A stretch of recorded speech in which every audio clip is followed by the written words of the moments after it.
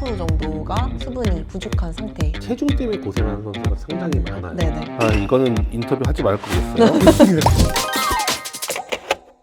네, 안녕하세요. 하현우 코치입니다. 오늘은 스포츠 영양학에 대해서 얘기를 하려고 전문가 선생님을 모셨는데 소개 네. 한번 부탁드릴게요. 안녕하세요. 수영을 정말 사랑하는 마스터즈 수영인이자 전문 스포츠 영양 컨설팅 브랜드 팀 뉴트리션 코리아를 운영하고 있는 김지연 영양사입니다. 오늘은 이제 스포츠 영양학에 대해서 좀 배우려고 모셨는데 우리가 스포츠 영양학 하면 그냥 식단 관리 정도로만 생각을 하는데 사실 전문 체육을 하는 저로서는 이 먹는 게 정말 중요하다고 저는 생각이 들거든요. 국가대표가 돼서 선수촌에 들어갔을 때 저는 경기력이 향상되는 이유 중에 한 가지가 또 식단 관리나 영양학이 또 상당히 중요하다고 생각이 들어서 국가대표 선수가 아닌 친구들도 단순하게 이렇게 식단 관리 정도만 생각하지 말고 폭넓은 개념을 좀 이해를 했으면 좋겠다는 생각에 제가 네네. 이제 인터뷰를 제안을 해드렸어요. 그러면은 전문가로 스포츠 영양학은 무엇인지 한번 소개 좀 부탁드릴게요. 이제 스포츠 영양학이라고 하면 일반 영양학과 이제 가장 큰 차이점이 그 목적에 좀 차이가 있을 것 같아요. 일반 영양학은 일반인분들이 건강 증진을 위한 어떻게 영양 섭취를 해야 건강이 증진되느냐 이런 거에 초점을 맞춘 학문이라고 하면 스포츠 영양학은 선수들을 위한 영양학인데 선수들한테는 퍼포먼스 향상이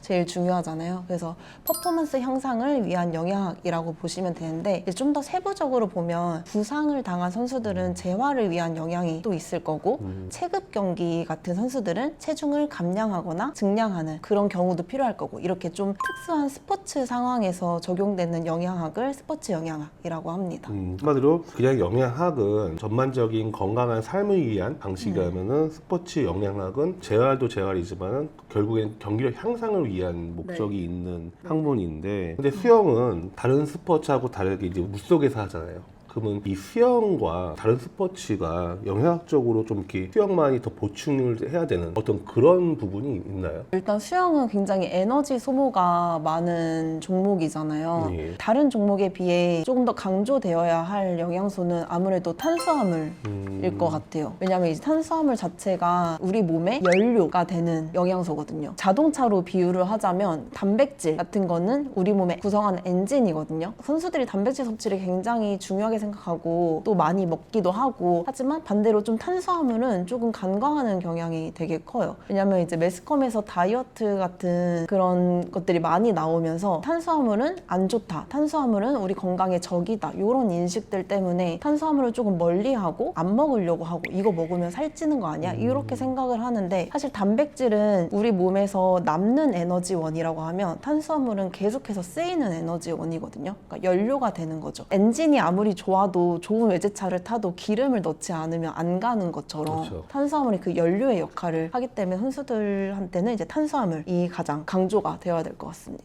결국에는 탄수화물이 경기력을 결정짓는 제일 중요한 영양소다라는 네. 말씀이신 거죠. 네. 그럼 지방은 무슨 역할을 할까요? 지방도 우리 몸에 필요하기는 하죠. 근데 이제 지방을 먹기 위해서 이거를 퍼센트를 맞춰서 먹는 것보다 그냥 건강한 지방을 예를 들어 뭐 들기름도 있을 거고 견과류도 있을 거고 뭐 아보카도 이런 식으로 섭취를 해주는 것이 좋습니다. 네. 근데 우리가 영양소만 생각하면 안 되잖아요. 네. 또 운동선수한테는 그만큼 땀을 흘리기 때문에 네. 수분 섭취도 상당히 중요한데 수영 선수들의 수분 섭취는 어떤 네. 방식으로 좀 이루어져야 될까요? 일단은 이제 제가 앞서 말씀드렸듯이 이제 선수들한테 가장 강조돼야 될 게 탄수화물 그리고 두 번째가 수분 섭취라고 생각을 해요. 우리가 생각했을 때 뭔가 수영 선수는 땀을 안 흘리고 그런 종목이다 그렇게 오해를 할 수 있는데요. 사실 이제 진짜 연구 결과를 보면 일반 육상 선수들 대비해서 한 70% 정도의 땀을 흘린다고 합니다. 그리고 마스터즈 분들도 좀 많이 느끼셨을 텐데 다운을 제대로 못하고 그냥 샤워하고 급하게 출근하는 경우 막 아침에 땀이 막 계속 나는 거를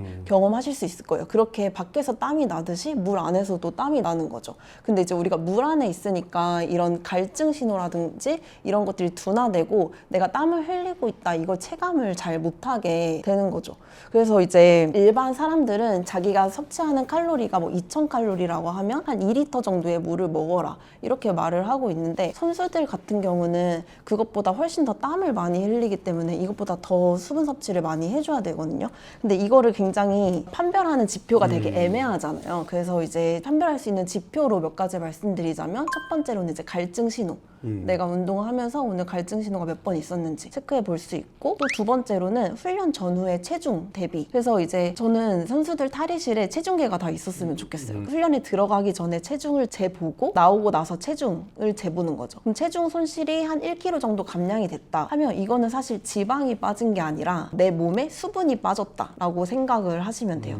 그래서 그 빠진 수분만큼을 다시 채워줘야 되는데 그냥 그만큼이 아니라 1.5배. 예를 들어 1kg가 감량이 됐다 그러면 1500ml 정도 수분을 더 먹어줘야 된다. 이렇게 생각을 하시면 되고, 이제 세 번째로 알 수 있는 지표는 소변의 색깔일 것 같아요. 우리가 이제 매일 아침마다 소변을 보잖아요. 그 색깔이 연한 레모네이드 색깔 정도가 가장 잘 우리 몸이 수화되어 있다라고 보시면 될 것 같고, 이것보다 조금 진하다? 그러면 아, 물을 조금 더 마셔야겠다. 네, 이렇게 판별을 하시면 될 것 같습니다. 운동 전에 수분 섭취를 미리 하고 가는 게 좋은 건가요? 아니면 운동 중에 하는 게 좋은 건가요? 둘 다 필요할 것 같아요. 그래서 저는 선수들한테 이야기하는 거는 일단은 아침에 일어나서 의도적으로 조금 수분을 섭취해라 라고 하는데, 아침에 일어나서 500에서 한 700ml 정도? 이때는 근데 이제 미지근한 온도로 마시는 게 좋습니다. 이것도 이제 연구를 사람들이 이제 해보니까 어떤 온도의 물을 먹었을 때 가장 잘 흡수가 되고 하느냐 했을 때가 미지근한 온도의 물이거든요. 아침에 일어났을 때는 미지근한 물로 증발된 수분을 채워준다라는 생각으로 이제 아침에는 물 한 700ml 정도를 먹어주는 게 좋고요. 운동 중에는 체중당 10ml 정도, 그러면 70kg의 선수라면은 한 700ml 정도, 1시간 정도의 그 양을 섭취해주면 좋은데, 이때는 시원한 물 마시는 게 체온 조절에 더 좋겠죠. 텀블러를 잘 들고 다니면서 시원한 물로 체온 조절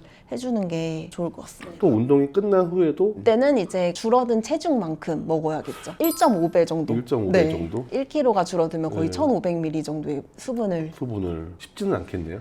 그쵸. 이게 네. 의도적으로 하지 않으면 굉장히 어려운 일이에요. 근데 이제 제가 선수들한테 항상 수분 섭취를 강조하는 이유가 이 체온 조절 때문인데요. 마스터즈 분들도 많이 느끼셨을 텐데, 할당량 된 이제 훈련량이 있고 사이클이 있는데 내가 이거를 오늘 못 따라갔어. 그러면은 정말 이게 하고 싶어도 진짜 너무 힘들어서 그냥 포기해버리는 그런 순간들이 오잖아요. 그러면 그런 순간들의 내 상태를 보면 정말 심박이 엄청 빨리 뛰고 열이 엄청 그쵸. 나는 그런 네. 상황일 거예요. 그러면은 선수들이 아마 생각할 거예요. 아, 내가 좀 체력이 떨어졌나? 오늘 내 컨디션이 안 좋나? 이런 생각을 할 텐데, 이런 생각을 하기 전에 내가 수분을 좀 잘 먹고 있나 한번 체크를 해봤으면 좋겠어요. 제가 선수들 설명할 때 냄비에 대해서 비유를 하는데요. 냄비 2개를 놓고 하나는 물을 엄청 조금 자작자작하게 깔아놓고 하나의 냄비에는 물을 가득 담아놓은 상태로, 그렇게 2개의 냄비에다가 열을 동시에 가열한다고 하면 물이 엄청 자작한 그 냄비는 빨리 그냥 그렇죠. 타버릴 거잖아요. 근데 이제 물이 가득 차 있는 냄비는 열을 가해도 천천히 끓을 거니까 체온 조절을 위해서는 내 몸에 물을 좀 가득 채워놔야 된다. 네, 항상 요거를 좀 명심하라고 얘기를 하고 있습니다. 그 어떻게 보면 저조차도 생리학을 전공했는데도 불구하고 물을 섭취하는 거는 분명히 중요한 건 아는데 그 정도까지였어? 라는 되게 의심이 네. 들 정도인데, 그렇죠. 그렇다면 현장에 있는 생활체육이든 엘리트 체육이든 제일 큰 문제는 수분 부족이 될 수도 있겠네요. 큰 문제라기보다 조금 쉽게 고칠 수 있는 점? 음. 네, 쉽게 이것만 조금 챙겨도 운동을 편하게 할 수 있고 수월하게 할 수 있는 점이라고 볼 수 있을 것 그렇다면 같아요. 궁금한 게, 수분 섭취를 1리터 이상을 해야 된다고 예를 든다면은 미지근한 물 혹은 차가운 물을 한 번에 먹는 양을 네. 얘기하는 건지, 아니면은 끝나고 나서 물을 마시고 커피도 마시고 밥 먹으면서 물도 먹고 그 다음에 국을 먹으면 물도 있는 거잖아요. 네네. 그런 것까지 포함한 개념인지에 대해서 좀 설명을 해주세요. 네네. 물을 한 번에 마시기도 사실은 어려운 일이고, 이게 한 번에 많은 양이 들어가면 위배출 속도가 네. 빨라지거든요. 그러니까 물이 흡수되지 못하고 다 그냥 소변으로 배출되는 거죠. 그래서 이거를 나눠서 마시는 게 사실은 좀 더 효율적이고, 국이나 뭐 과일 뭐 이런 수분이 많은 음식에서 얻는 수분의 양까지는 선수들이 이제 카운트하기가 굉장히 어려울 거예요. 그래서 순수하게 그냥 마시는 물의 양으로 생각을 하시면 되겠습니다. 그러면 그것도 포함인가요? 스포츠 음료? 아, 네네. 스포츠 음료는 포함시켜도. 그 스포츠 음료 포함해서 네. 우리가 끝나고 나서 최소 1리터 이상은 섭취를 해주는데, 그게 바로 먹는 것도 분명히 좀 힘들고 네. 그러면 부작용도 또 있을 수 있으니 나눠서 천천히 네. 천천히 다음 운동하기 전까지 아니요, 그냥 하루 종일. 하루 종일 네. 예, 먹어주는 게 효과적이다라고 네네. 한 거고, 제가 이 얘기를 들으니까 문득 생각이 드는 게 뭐냐면은, 지금 우리나라 전체적인 수영 선수들이 수분이 상당히 영양소보다 더 많이 섭취를 안 한 거일 수도 있겠다라는 생각이 들고, 생활체육에서는 그런 얘기를 많이 하거든요. 운동 끝나고 들어가서 샤워할 때 갈증을 느끼면 이미 탈수 상태다. 그쵸. 예, 그건 네. 어떻게 생각하세요? 네, 실제로 맞는 얘기고요. 음. 갈증이 느끼기 전에 그래서 수분 섭취를 해야 되고, 음. 갈증을 느낀다면 이미 그거는 체내에서 한 2% 정도가 수분이 부족한 상태라고 할 수 그렇다면 있어요. 선수들도 운동한 도중에 갈증을 느꼈다는 건 이미 베스트 컨디션 운동하지 못한다는 얘기가 될 수도 있겠네요. 네, 그렇죠. 그렇다면 갈증을 느끼기 전에 내가 패턴을 정해가지고 항상 이렇게 마셔줘야지만 되는데, 네. 근데 여기서 한 가지, 이제 이 영상은 선수들만 보는 게 아니라 생활체육인들도 많이 보기 네. 때문에 저도 이제 물 섭취에 대해서 상당히 많이를 하지만 좀 조심히 해야 되는 사람도 분명히 있잖아요. 그렇죠? 그러니까 어떤 분들은 우리가 지금 얘기하고 있는 이 수분 섭취를 좀 고려해서 전문가하고 상담을 네. 받으셔야 된다라는 분들이 좀 계실까요? 이거는 사실 좀 임상 영양적인 부분이라 제가 이렇게 함부로 얘기할 수는 없지만, 과도한 수분 섭취나 이런 것들이 신장에 무리가 갈 수 있어서 그런 분들이나 너무 과수화가 됐을 경우 나트륨 혈증이 갑자기 떨어진다던가 저나트륨 혈증 이런 것들이 일어날 수 있어서 자기의 그런 수분 섭취량을 미리 좀 파악을 하면서, 당뇨 환자분들이 저혈당을 조심하면서 운동을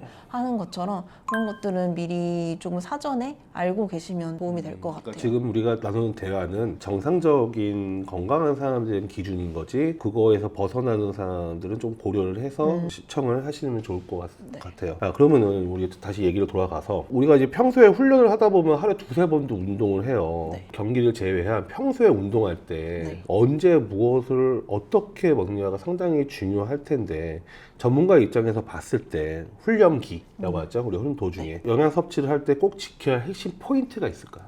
훈련기라고 하면 경기를 대비하기 위해서 한참 이제 선수들이 전력을 다해서 훈련을 하고 있을 시즌을 얘기를 할 텐데요. 굉장히 조금 광범위한 내용이기는 해요. 근데 이제 포인트를 말씀드리자면, 영양조차도 훈련 중에 하나로 보는 거죠. 훈련의 연장선으로 보는 거지, 그냥 뭐 운동 끝났어, 뭐 먹지? 그냥 이런 게 아니라, 훈련이 끝났으면 다음날 훈련을 대비해서 어떻게 회복을 해야 될지, 그리고 오후 훈련이 있다면 오전 세션이 끝나고 오후 훈련을 위해서 어떻게 먹어야 될지, 이런 것들이 좀 계획적으로 잡혀 있어야 된다고 생각을 해요. 그래서 운동 좋아하는 연예인이 먹는 것까지가 훈련이다, 이런 얘기를 하셨잖아요. 그 말이 진짜 맞는 것 같아요. 그러니까 선수들이 체력 훈련도 하고 기술 훈련도 하고 컨디셔닝을 위해서 마사지도 받고 하는 것처럼 영양도 하나의 좀 훈련이 돼야 될 것 같아요. 몇 가지 이제 포인트를 말씀을 드리면, 스포츠 영양 분야에서 좀 유명한 학자가 스포츠 영양에서 어떤 게 중요하냐 이렇게 피라미드 그림으로 보여줬는데, 맨 밑에 있었던 게 총 하루 에너지 섭취량을 채우는 거. 그러니까 막 우리들은 스포츠 영양이라고 하면 어떤 물질이 퍼포먼스를 향상시키고 이런 것들을 기대하는데,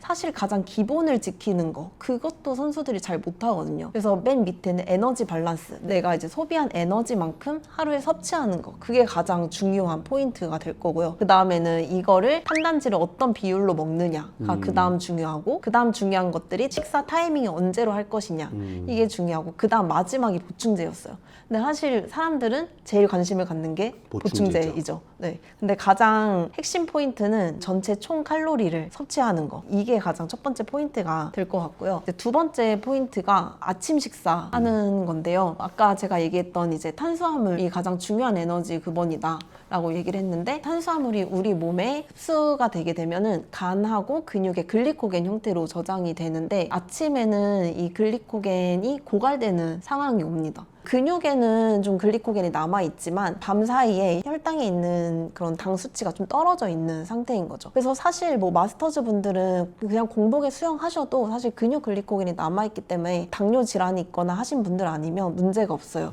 그래서 운동선수도 굳이 한다면 하겠지만, 이것도 이제 연구를 해보니까 아침 식사를 한 선수들이 오전 세션뿐만 아니라 오후 세션까지 고강도 훈련을 잘 소화해냈다라는 연구 결과가 있어요. 그래서 아침 식사를 선수들이 꼭 했으면 좋겠어요. 그러니까 진수성찬으로 먹지 않더라도 그냥 간단한 간식이라도 아침에 좀 식사를 해서 좀 글리코겐을 어느 정도 또 올려놓고 운동을 하는 것이 좀 필요할 것 같고요. 근데 이제 제가 선수촌에서도 근무를 하면서 선수들을 많이 보다 보니까 아침에 좀 단백질 섭취가 많이 부족한 경향이 있어요. 밥이 밥이나 그런 빵 같은 것들은 많이 먹는데 단백질은 오히려 좀 안 먹는 그런 그쵸. 경향들이 예. 네, 있거든요. 그래서 선수들이 좋아하는 그런 단백질 보충제, 음료 이런 것들 요즘 잘 나와 있는데 이런 거를 또 아침에 이용해도 네, 저는 나쁘지 않다고 생각하고요. 또 아침에는 계란이나 두부 같이 좀 소화가 잘 되는 것들 이용을 해서 조금 먹으면은 훨씬 오후 훈련까지 잘 소화를 시킬 수 있어서 이것도 이제 또 하나의 이제 핵심 포인트가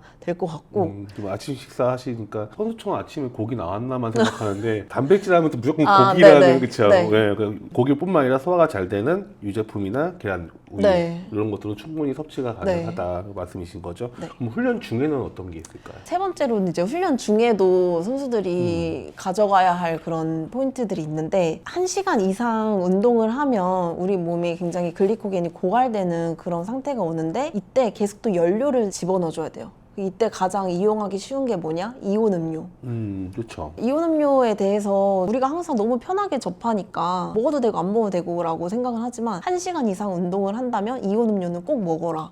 저는 이렇게 얘기를 하는데 왜냐면 이온 음료를 통해서 수분도 섭취할 수 있고 그리고 안에 탄수화물도 섭취할 수 있고 또 땀에서 나갈 때 그냥 수분만 나가는 게 아니라 나트륨이나 칼륨 이런 전해질들이 같이 나가잖아요. 예. 그래서 이온 음료를 먹으면서 이런 전해질도 같이 보충을 할 수 있기 때문에 이온 음료 꼭 먹어라 라고 얘기를 예. 그렇다면은 말씀을 요약을 해보자면은 가장 중요한 거는 운동 선수한테는 총 에너지를 보충하는 게 가장 중요한 거고 네. 그 다음에 두 번째 포인트는 아침을 꼭 먹어라. 네. 간단하게도 그래야지만 우리가 고강도 운동 버틸 수 있는 어떤 에너지를 처음부터 보충을 해서 할 수 있고 그 다음에 아침이어가지고 무조건 가볍게 먹는 것보다 그래도 단백질을 먹어주는데 그렇지 못하는 상황에서는 오히려 보충제를 아침에 먹어주는 것도 하나의 방법이다라는 네네. 거잖아요. 그리고 또 훈련 중에는 꼭 수분 섭취, 특히 이온 음료 같은 걸로 섭취하는 것도 좋은 방법인데 제가 궁금한 게 뭐냐면은 요즘에 이온 음료도 네. 제로 음료가 많아요. 네네. 그렇죠? 네. 이런 것도 괜찮나요? 제로 음료를 먹는 선수들을 제가 간간히 봐요. 네. 그럼 사실 진짜 가서 뺏고 싶을 정도로 조금 이제 안타까운 것들이 있어요. 이제 스포츠 음료의 목적이 탄수화물과 수분 보충 이 두 가지가 가장 큰 요인이거든요. 네. 그러니까 이거를 위해서 이온 음료를 우리가 비싼 돈을 내고 물 대신에 마시는 건데 제로 음료라고 하면 수분은 있지만 탄수화물이 없는 당 함량을 완전히 줄이고 인공 감미료를 사용한 음료들이잖아요. 예. 그래서 사실 선수들은 제로 음료를 마실 필요가 없습니다. 일반인들의 이제 다이어트 하시는 분들이나 체중 감량을 하는 선수들은 이용을 할 수 있겠죠. 근데 수영 선수들은 고강도 훈련을 계속 1시간 이상 하는 중에는 제로 말고 일반 이온 음료를 마시는 것이 좋습니다. 그렇다면은 선수들은 이온 음료를 제로가 아닌 그냥 일반적인 걸 먹는 게 중요한 거고 근데 생활체육 하시는 분들은 다이어트도 해야 되고 또 과도한 섭취도 많다 보니까는 제로로 조금이라도 줄이고 싶은 분들이 있잖아요. 네네. 그럼 제로를 먹을 바에 그냥 맹물 먹는 게 나은 건가요? 생활체육인들이? 네. 근데 이제 생활체육인 분들은 일반 강습은 거의 1시간 이내에 예. 끝나잖아요. 1시간 이내에 하는 운동에선 사실 먹을 필요는 없습니다. 그냥 기존에 갖고 있던 내 안에 있는 저장돼 있는 연료로 충분히 소화가 가능한 그런 부분들인데 요즘 마스터즈 분들도 2시간 이상씩 뭐 그쵸. 고강도 훈련을 하거나 뭐 스타트 강습 이런 거 많이 다니시잖아요. 이럴 때는 이제 이온 음료나 제로 이온 음료를 가능을 하시는데 그래도 제로 이온 음료의 이점은 그 안에서 전해질들을 섭취할 수 있다. 이거에 대한 이점은 있겠죠. 그러면 요즘엔 제로 음료들이 많은데 그 대체 당의 어떻게 보면 대체제잖아요, 그렇죠? 네네. 그럼 이거에 대한 부작용도 있나요? 사실 저는 가장 조금 우려하는 부분이 아직까지 우리나라에서 만들어진 것들은 조금 안전한 규제 안에서 만들어지고 있기 때문에 아무리 많이 먹어도 조금 안전하다고는 알려져 있어요. 근데 이런 인공 감미료들이 위에서 좀 가스를 유발하기가 쉽거든요. 선수들 중에 위장관 증상을 경험하는 선수들이 많은데 예. 이 제로 음료도 영향이 없진 않을 거라 생각을 해요. 그리고 이제 하도 제로 음식들도 많아지고 하다 보니까 이게 내가 의식하지 못한 채 너무 많은 제로 음료들이나 제로 간식들을 먹고 있을 수도 있다는 아이스크림, 거죠. 과자 뭐 네. 요즘 너무 많으니까. 네, 그러다 보면 이 중첩 효과에 대해서 정말 무시 못 하거든요. 그래서 이런 것들도 선수들의 그런 장기적인 건강을 위해서는 조금 의심은 해보고 한 번 더 생각은 해봐야 되지 않을까. 그러니까 아직은 명확하게 답을 내릴 수는 없지만 네. 우리가 항상 무언가 먹으면 당만 생각하는 문화가 되었어요. 그러니까 선수들조차도 제로라고 하면은 안심하고 과자도 먹고 네. 음료수도 먹는데 혈당을 상승시키지는 않지만 그 외적으로 부작용은 분명히 있다. 하지만 네. 아직은 명확하지는 않지만 그 중점 네네. 효과도 있을 것이고 그래서 제로는 조금 지금 조심해야 된다는 의견이신 거죠. 네네. 예. 그렇다면은 참 안 좋은 소식인데 저 같은 사람한테는 왜냐면 재료가 그렇지 않아요, 감독님? 조금 죄책감을 조금 없애주잖아요, 그렇죠? 맘 놓고 많이 먹어 이런 건데 사실 뭐 혈당 오르는 거를 이제 두려워하는데 혈당 오르는 건 당연히 우리 몸에서 있어야 되는 일들이고 적당하게 먹으면 되는데 제로 음료는 그거에 대한 이제 감각을 둔화시키고 그냥 마음껏 드세요. 약간 요렇게 조장하는 그런 느낌으로 가는 거죠. 근데 이제 당연히 지혜롭게 일반인 분들 이용하실 수 있겠죠. 예를 들어 오랜만에 햄버거를 먹으러 갔어요. 그럼 나는 오늘 콜라 말고 제로 콜라로 선택할래. 이런 부분에 있어서는 굉장히 좀 좋은 효과라고 생각을 해요. 어차피 먹을 바에는 그래도 제로로 먹는 게 낫지만 네네. 굳이 제로만 찾아가지고 먹을 네. 거 없다. 어쨌든 이게 건강에 좋은 건 아니다라는 말씀이신 네. 거죠. 아, 이거는 인터뷰 하지 말 걸 그랬어요. 운동 직후에는 어떻게 먹는 게 포인트인지 한 번만 말씀해 주세요. 운동이 끝나고 수영 선수들 같은 경우는 이제 생리학적으로 보면 이때 굉장히 인슐린의 민감도가 올라가서 뭘 먹어도 흡수가 잘 되는 그런 골든타임이거든요. 그쵸, 예. 근데 아무래도 운동을 계속 하고 바로 난 직후다 보니까 모든 혈류들이 근육에 몰려 있고 예. 위에 있는 혈류들이 다 근육으로 가 있어요. 그래서 소화 능력은 조금 떨어져 있지만 인슐린 민감도가 올라가 있어서 뭘 먹어도 좀 흡수가 잘 되는 그런 시기입니다. 그래서 이때는 조금 간단하게 마실 수 있는 것들이 조금 유용을 할 것 같아요. 그래서 선수들 운동 끝나자마자 좀 단백질 보충제 이런 거 많이 먹기는 하는데 단백질만 먹는 게 아니라 탄수화물하고 단백질을 3대1 또는 4대1 비율로 먹는 게 좋고요. 그리고 그냥 간단한 뭐 바나나, 에너지바, 그 다음에 뭐 진짜 없다면 포도주스 뭐 이런 것도 괜찮고요. 그리고 제가 가장 추천하는 거는 비싼 보충제 사 먹을 바에는 초코우유 마셔라. 그렇죠. 이거 추천을 하고 있고 근데 이제 초코우유도 한 가지 드릴 말씀이 있다면 그냥 초코우유는 안 되고 저지방 초코우유여야 돼요.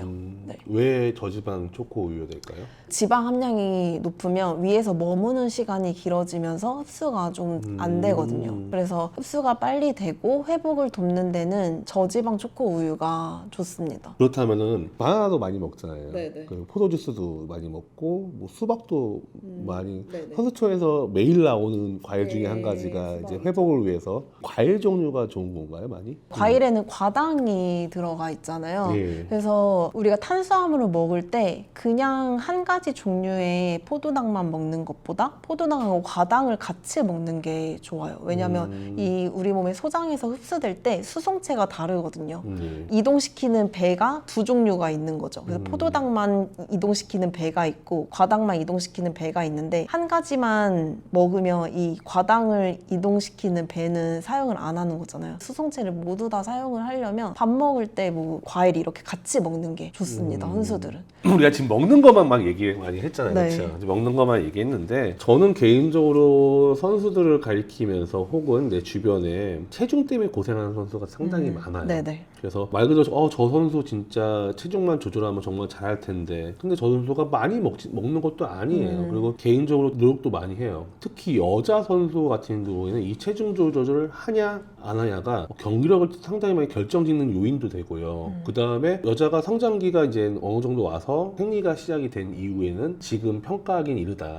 생리하기 전에 경기력이 좋은 거는 나중에 가봐야 된다라는 얘기를 많이 하는데 네네. 그 전문가로서는 좀 이런 얘기를 들었을 때는 어떻게 생각이 드세요? 진짜 제가 현장에서 선수들 만나고 스포츠 영양사로 이제 선수들 컨설팅 하면서 제일 고민되는 부분이 이 체중 관련된 부분인 것 같아요. 자기가 기록이 잘 나왔을 때 몇 킬로 이거를 만들지 않으면 내 몸 상태는 준비되지 않았다라고 생각을 하고 거기에 굉장히 스트레스를 받더라고요. 그러면서 시합 전날까지도 밥을 안 먹어요. 그 체중을 만들기 위해서. 근데 사실 영양학적으로 보면 제가 계속 얘기했던 탄수화물이 중요한 에너지원인데 탄수화물이 이제 글리코겐 형태로 내 몸의 간하고 근육에 저장이 되면서 수분을 같이 끌고 와서 저장이 되거든요. 탄수화물 1g당 수분 3g 같이 저장이 되는데 이렇게 그람수로 따져보면 글리코겐이 완전 풀로 충전이 됐다 하면 1.5kg 정도의 증량이 있을 수밖에 없어요. 근데 운동선수들, 수영선수들한테 1kg도 굉장히 크게 생각을 하잖아요. 그래서 제 입장에서는 선수들이 조금 한 2kg만 증량을 해서 훈련을 하거나 시합을 뛰어도 좋을 텐데 2kg 정도의 증량이나 1.5kg 이 정도의 증량을 되게 겁내하는 선수들이 많더라고요. 그래서 저도 여기서 굉장히 뭔가 이론과 실제 선수들이 느끼는 것과 이 차이를 조금 많이 느끼는 것 같아서 이거의 간극을 어떻게 좁히고 선수를 이해시키고 안심시키고 할까 고민을 조금 많이 하는 것 같아요. 아무래도 현장에 있는 지도자들은 또 영양학적인 별개로 생리학적으로 생각했을 때 경기를 끌어내기 위한 방법인데 말씀하신 거는 본인이 가지고 있는 최고 퍼포먼스에서 조금 벗어나는 거는 괜찮은데 1.5kg 정도는 수분일 수도 있고 근데 네네. 이거에 대해서 너무 많은 네. 생각을 하신다는 거죠. 네네. 그렇죠. 근데 진짜 살이 너무 많이 찌는 선수들 네네. 체중을 3kg 이상, 4kg 네네. 이상 감량을 해야만 되는 선수들이 네. 있어요. 근데 저도 이때는 고민이 있어요. 운동을 해야 되기 때문에 먹는 거를 줄일 수는 없어요. 네네. 먹는 방법을 바꿀 수밖에 없다고 생각이 들거든요. 그러면 이렇게 체중 조절을 해야 되는 선수들한테 조언을 한다면 어떻게 할 수 있을까요? 네, 이게 그 모든 종목 선수들의 약간 희망사항인 것 같아요. 컨디션 저하 없이, 퍼포먼스 저하 없이 체중 그렇죠. 감량하는 거. 이 신체 조성을 바꾸는 거가 되게 어려운데 일단은 저는 첫 번째로는 체중 감량을 장기간의 레이스로 보고 해라. 이거를 뭐 매일매일 체중을 측정을 하면서 강박을 갖지 말고 장기간 체중 감량을 한다고 생각을 해야 되는데 한 달에 2kg 이내 감량을 추천하고 있습니다. 그래서 일주일에 500g 이상은 빼지 않는 거죠.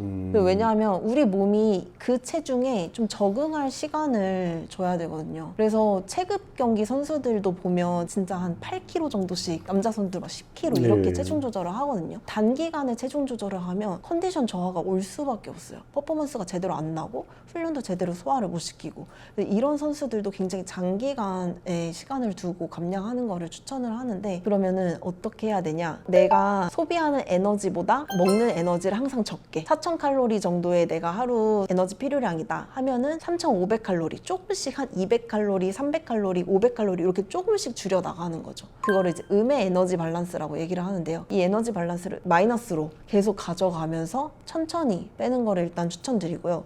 그리고 이때는 체중 감량을 하는 시즌이다. 내가 이때 좀 다이어트를 해야겠다 하면은 좀 단백질 섭취에 신경을 써야 됩니다. 그래서 평상시에 이제 그냥 훈련기라면 수영 선수들은 하루에 체중당 1.6g 정도 섭취를 하라고 하거든요. 근데 이제 다이어트 중이다 하면 2g까지 조금 더 늘려서 좋은 단백질, 보충제만 먹는 게 아니라 식품으로 뭐 이제 생선도 너무 좋고요. 계란, 두부, 고기 이런 정도로 이렇게 돌려가면서 다양한 단백질 급원으로 나눠서 섭취를 하는 것을 추천을 하고요. 세 번째로 이 부분이 조금 일반 사람들 다이어트와 좀 다를 것 같아요. 어쨌든 선수는 계속 고강도 훈련을 해야 되잖아요. 근데 이제 탄수화물을 먹지 않고 그냥 훈련을 하다 보면 어쩔 수 없이 근손실이 따라올 수도 있고 그리고 또 근육이 염증 반응이 회복이 잘 안 돼요. 그러면서 오히려 퍼포먼스의 저하도 일어나고 회복이 잘 안 되니까 컨디션도 더 나빠지고 이렇게 되는 거죠. 그래서 이거를 어떻게 조금 컨트롤 할 것이냐라고 봤을 때 다음날 뭐 젖산 훈련이나 좀 기록 측정이 있고 좀 고강도 훈련이 계획되어 있다. 그러면 전날에는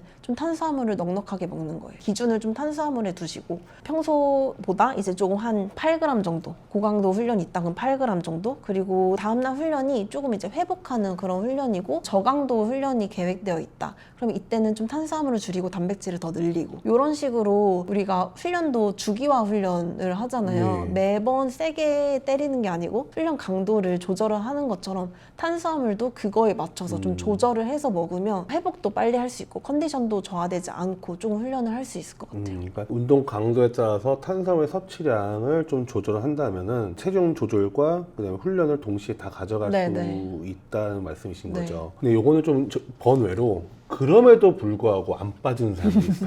네. 근데 저는 먹어요. 많이 먹어요. 정말 빙산의 일각이다.